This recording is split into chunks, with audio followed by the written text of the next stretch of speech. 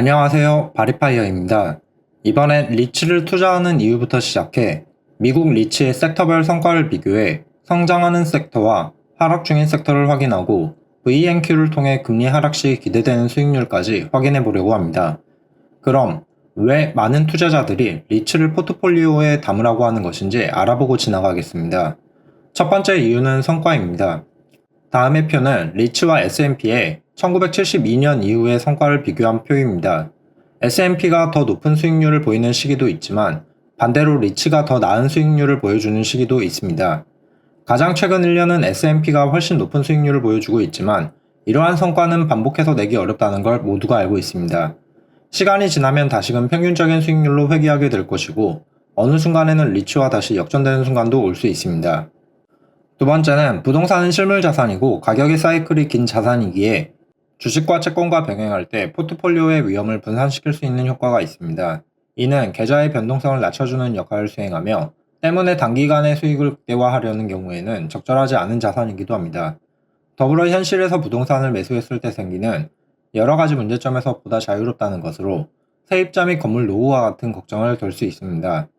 그리고 증권화되어 있기에 실물 부동산과 달리 매매 과정에서 발생하는 세금과 수수료에 대한 걱정을 덜어낼 수 있고 오늘 매수하고 내일 매도할 수 있는 유동성을 가지고 있다는 점이 장점입니다. 추가로 미국의 경우 리츠에도 다양한 섹터가 존재하기에 입맛에 맞게 골라 담을 수 있는데 이러한 장점을 가진 미국 리츠의 시총 순위는 보시는 화면과 같습니다. 1등부터 12등까지 순위에 호주와 남아프리카를 제외한 미국만 보면 1등 프롤로지스부터 10등 VICI 프로퍼티스로 섹터를 보면 물류, 통신, 데이터 센터, 상업, 헬스케어, 개인 창고, 엔터로 구성되어 있습니다. 그럼 1등부터 섹터와 리츠의 특징을 간단하게 짚어보겠습니다. 시총 1등은 물류 리츠인 프롤로지스가 차지하고 있습니다. 유통, 게이트웨이, 데이터 센터, 생명과학 창고 등 사업에 포함된 많은 영역이 있지만 물류 창고 산업을 주력으로 하고 있으며 미국뿐만 아니라 유럽과 아시아에도 사업을 진출하여 성장성을 계속해서 끌어올리는 중이고 현재 주가 108달러에 시가 배당률 3.84%이고 연평균 배당 성장률은 3년 평균 14.63%, 5년 12.63, 10년 11.8%로 갈수록 가파르게 성장하고 있습니다. 다음은 시총 2등인 아메리칸 타워 리츠입니다. 디지털 통신 인프라를 담당하는 곳으로 통신 타워를 임대하여 수익을 창출하고 있습니다. 특징으로 통신사 의존도가 높고 타워를 짓는데 초기 투자 비용은 많이 들지만 유지 보수 비용은 낮기 때문에 안정적인 캐시카우 역할을 수행합니다. 다만 통신사업이 신규 진입이 어려운 사업이란 점은 수익성에 부정적인 요소로 보이고 5G, AI, 로봇 산업으로 인한 무선 통신 필요성의 증가는 긍정적인 점에 기여하고 있습니다.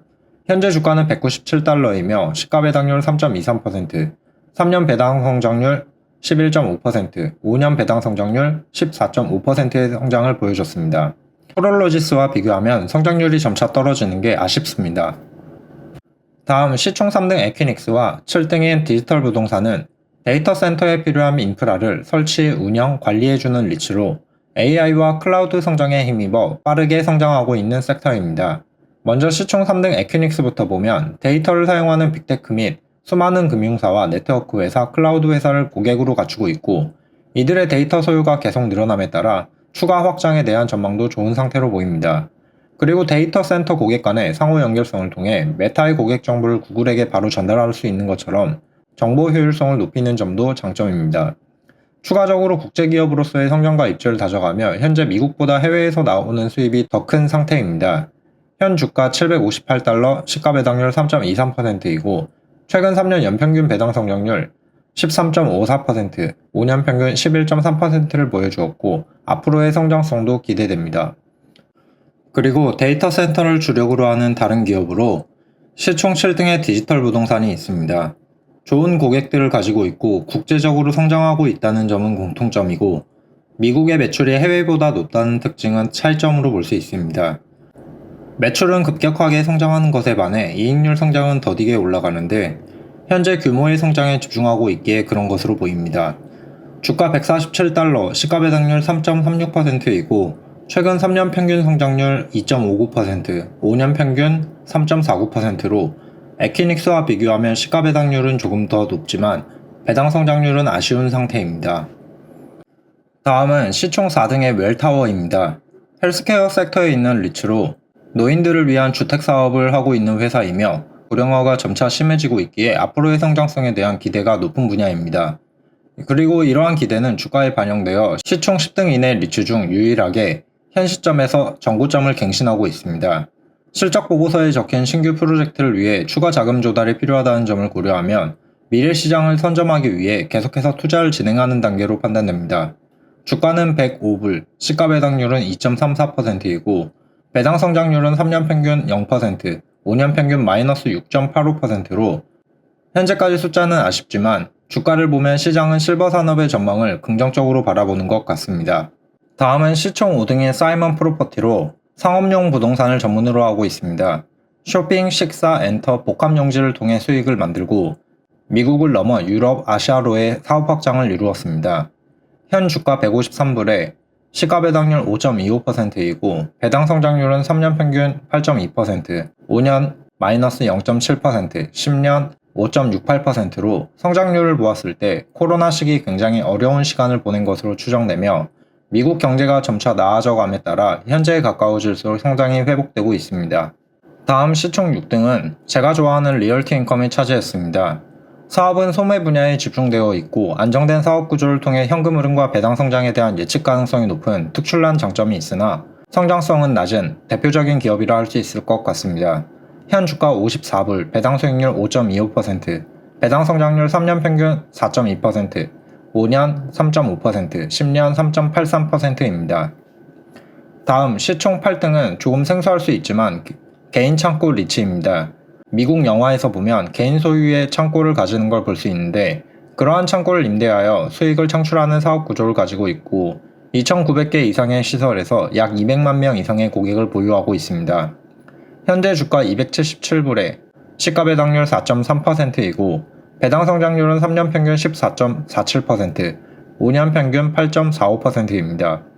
한국인인 저의 감성으로는 이해하기 어렵지만 성장성이 높은 산업이라는 것은 10위권 내 가장 높은 배당 성장률로 증명되는 것 같습니다. 다음은 시총 9등의 크라운캐슬입니다.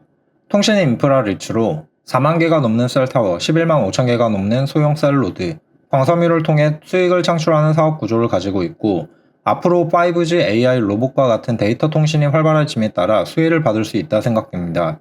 주가 102불, 시가 배당률 6%이고 배당 성장률은 최근 3년 7.35%, 5년 평균 7.55%, 10년 평균 33.43%로 여기까지 보면 숫자가 좋아 보이지만 주가가 고점 대비 마이너스 51% 하락한 상태로 주가가 회복을 하지 못하고 있다는 점이 마음에 걸립니다. 최근 뉴스를 찾아보니 현금 흐름 압박과 부채 조달에 어려운 상태로 보입니다. 투자하신다면 위험 요소를 면밀하게 살펴보시는 것이 좋을 것 같습니다. 마지막 10등은 VICI 프로퍼티입니다. 카지노, 라스베가스, 게임, 숙박과 같은 엔터테인먼트에 집중한 리츠로 미국과 캐나다에 집중되어 있으며 유명한 더 스피어가 프로퍼티의 자산입니다. 유동성이 높은 현금 흐름이 장점인 리츠가 아닐까 싶습니다. 시가 배당률 5.78%, 배당 성장률은 최근 3년 8.29%, 5년 평균 7.76%입니다. 상장된 지 10년이 되지 않은 기업이지만 주가, 배당 성장률 세 가지만 모았을 때는 현재까지 사업을 잘 해나가고 있다 판단됩니다.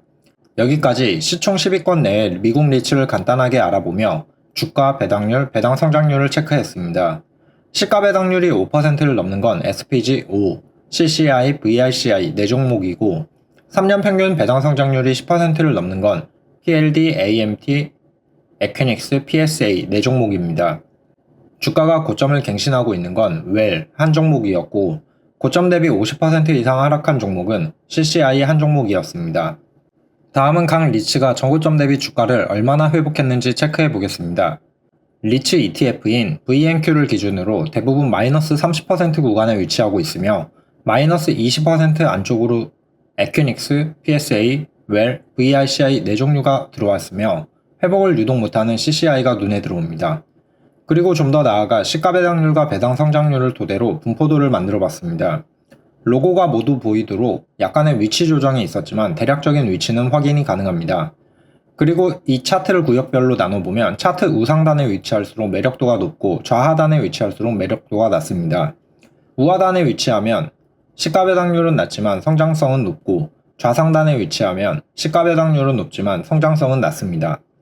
마지막으로 기준금리에 따른 리츠의 움직임이 궁금해져 VNQ를 대표로 하여 최근 10년간의 주가 움직임과 기준금리의 움직임을 포토샵을 이용해 겹쳐봤습니다. 다음과 같이 금리와 리츠 주가의 역의관계를 확인할 수 있는데, 저는 앞선 영상에서 말했듯이 기준금리가 인하된다고 할 때 약 3% 부근에 위치할 것이라고 생각하고 있습니다. 이는 인플레이션 목표 2%에 가상금리 1%를 붙인 값이고 미국의 2000년 이후 기준금리 평균값이 해당 값 근처에 위치하기 때문입니다. 그리고 기준금리 3% 부근일 때 VNQ 주가 상단을 찍어보면 현재로부터 약 10%의 상승 여력이 있다 생각됩니다. 여기에 추가 상승 여력은 리츠별로 고금리 기간 중 배당금이 상승한 정도에 따라 정해질 것 같습니다. 그리고 댓글로 VICI에 관해 물어보셨던 분이 계셨는데 매수 매도에 대한 추천은 못 드리지만 해당 영상이 판단을 내리는데 참고가 되셨으면 좋겠습니다. 저는 리츠를 볼 때 안정적인 사업 구조와 주주 환원, 배당 성장까지 세 가지 요소를 중요하게 보고 있습니다. 높은 성장까지는 바라지 않지만 예측 가능성이 높은 구조를 갖추면 더욱 좋습니다. 이유는 리츠를 저의 포트폴리오에서 공격수로 데려오는 종목이 아니기 때문입니다. 수비형 미드필더 정도가 제가 생각하는 리츠의 포지션이기에 저의 목적에 맞춰 종목을 선정했습니다. 리츠를 종목에 편입하는 판단을 내릴 때 리츠의 포지션도 함께 고려하시면 좋을 것 같습니다. 그럼 여기까지 영상 시청해주셔서 감사합니다. 구독과 좋아요는 더 나은 영상으로 보답하겠습니다. 감사합니다.